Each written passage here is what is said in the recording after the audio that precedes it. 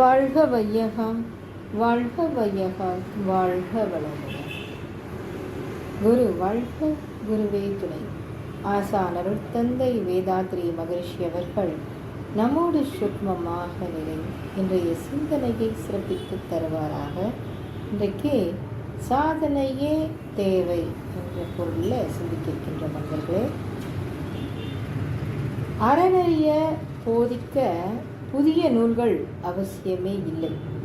இனி மேலும் மேலும் அறநூல்கள் எத்தனையோ இந்நாள் மட்டும் அறிஞர் பலர் அளித்துள்ளனர். அவையே போதும்.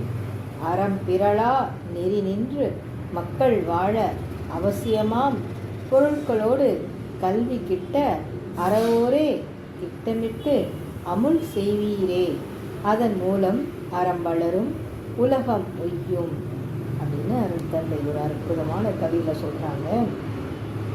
எல்லாருக்கும் பொருட்கள் கிடைக்க செய்கிறோம், அதை போல் கல்வியும் கிடைக்கிறதுக்கு அறவோர்களே திட்டமிட்டு அமுல் செய்யணும் அப்படின்னு சொல்லி அந்த கருத்தை தான் இந்த பதிவில் வைக்கிறாங்க சுவாமிஜி.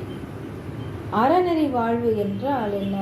குற்றமற்ற வாழ்க்கையை தான் அறநெறி வாழ்வுன்னு சொல்லுவாங்க. தனது வாழ்க்கைக்காக பிறரை துன்புறுத்தாமல் வாழ வேண்டும். துன்பப்படும் உயிர்களுக்கு உடலால், அறிவால், பொருளால் துன்பத்தை நீக்க முயற்சி செய்ய வேண்டும். இட்டுண்டு வாழ்தல் மனித பண்பு, பறித்துண்டு வாழ்தல் மிருகநிலை பண்பு. மிருகநிலை பதிவுகள் மனிதரில் அடக்கம் பெற்று இருந்தாலும் அதனை தடுக்க வேண்டும். மனித பண்புகளை வளர்த்து மனிதர்களை மாமனிதர்களாக உயர்த்த வேண்டும் என்ற நோக்கத்தில் அவ்வப்போது வாழ்ந்த இறை உணர்வாளர்களால் வாழ்க்கை நெறிமுறைகள் வகுக்கப்பட்டன. அவையெல்லாம் நூல்களாகவும் வெளியிட்டார்கள்.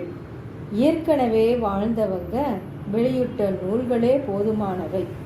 மேலும் மேலும் புதிய நூல்கள் அவசியமில்லை. அறநெறி நூல்களை படித்து தெளிய வேண்டும். அவற்றை பின்பற்றி வாழும் அறவோர்கள் செய்ய வேண்டியது என்னவென்றால், அனைவருக்கும் தேவைப்படும் பொருட்களை சமமாக கிடைக்க செய்ய வேண்டும், அனுபவிக்கவும் வேண்டும். அறிவு உயர வேண்டுமென்றால் கல்வி அனைவருக்கும் கிட்டிடவும் வழிவகைகள் செய்திட வேண்டும்.